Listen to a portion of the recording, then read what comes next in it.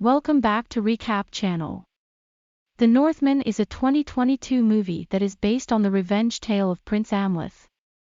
The movie starts off with a familiar plot, but quickly delves into the religious and mythological aspects of Vikings. The movie is inspired by folktales, and helps viewers realize that it is taken from the same source material that inspired Shakespeare's Hamlet.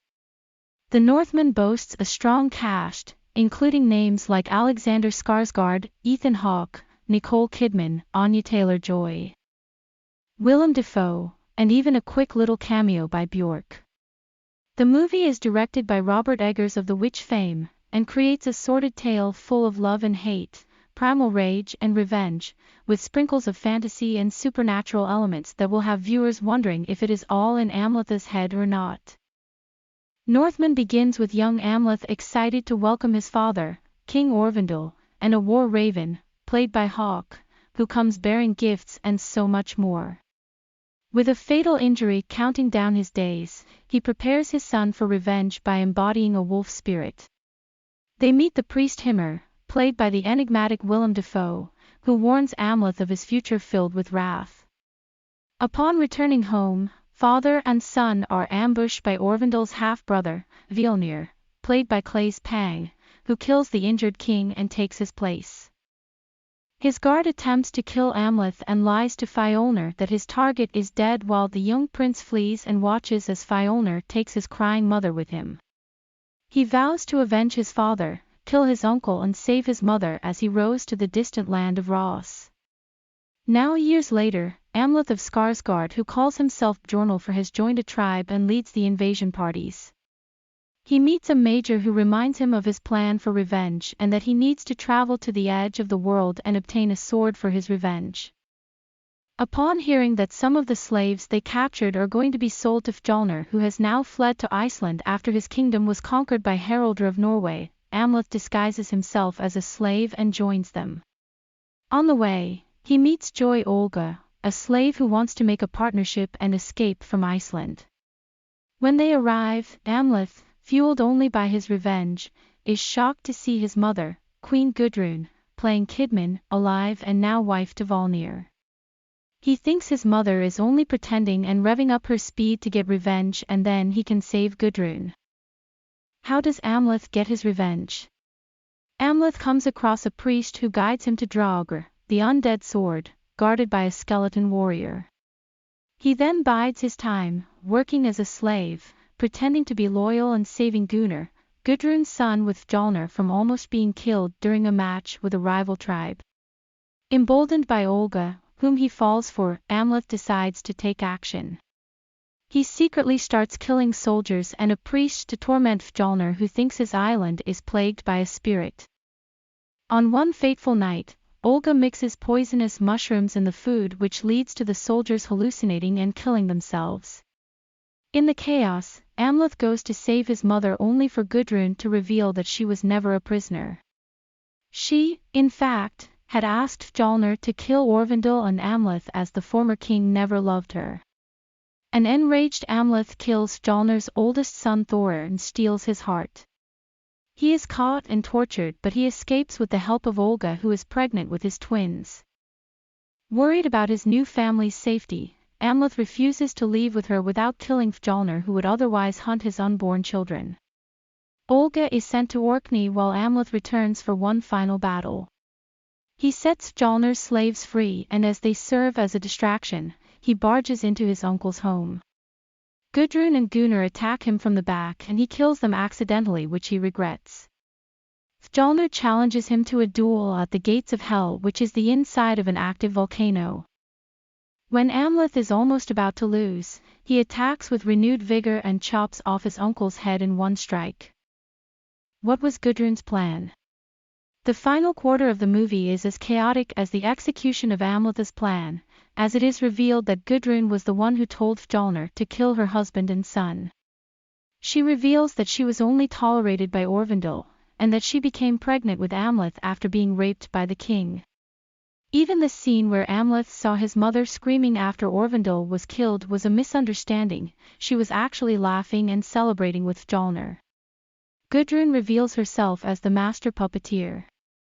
using all the resources at her disposal to control the men around her and better her situation.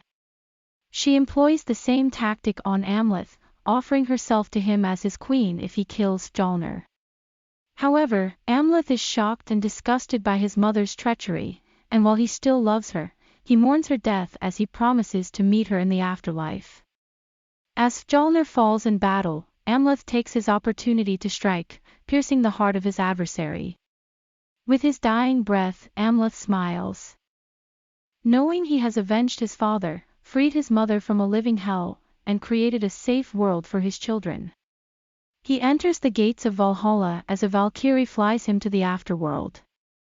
But no one truly knows Gudrun, as she is even more of a grey character than the mother in Hamlet, continuing with her plans to secure her position. Whether it is to betray Amleth and tell Fjolnir that her firstborn killed Thorir, or to order the guards to kill him and Olga for aiding him. Even in the face of death, she doesn't stand down, as seen by the way she attacks Amleth despite Fjolnir telling her to hide.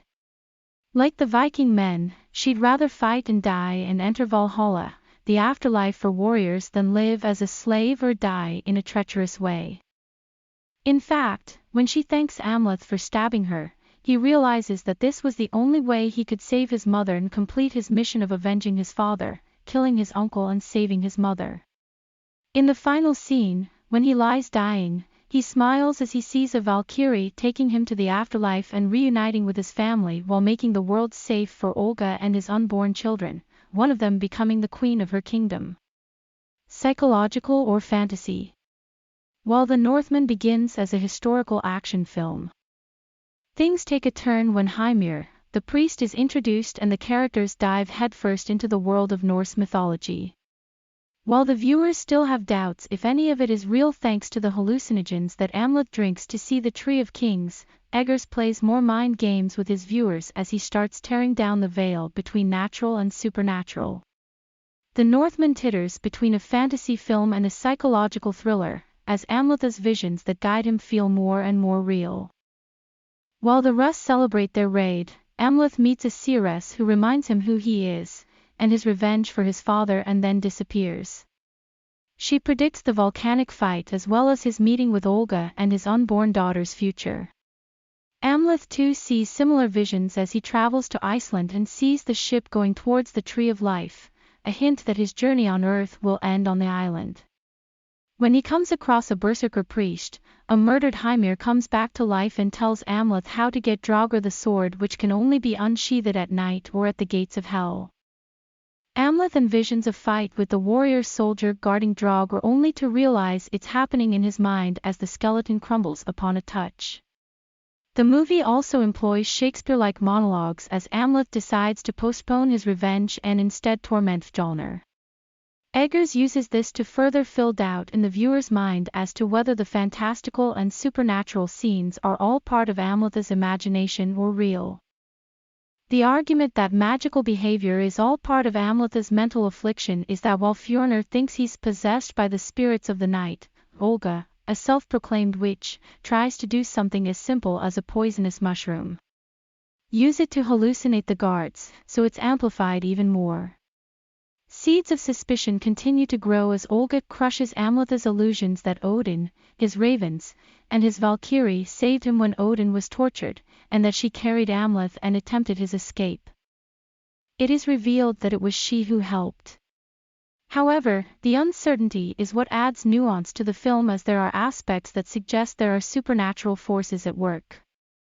Although unable to do so, Arms easily does it at night, just as Heimil told him he could.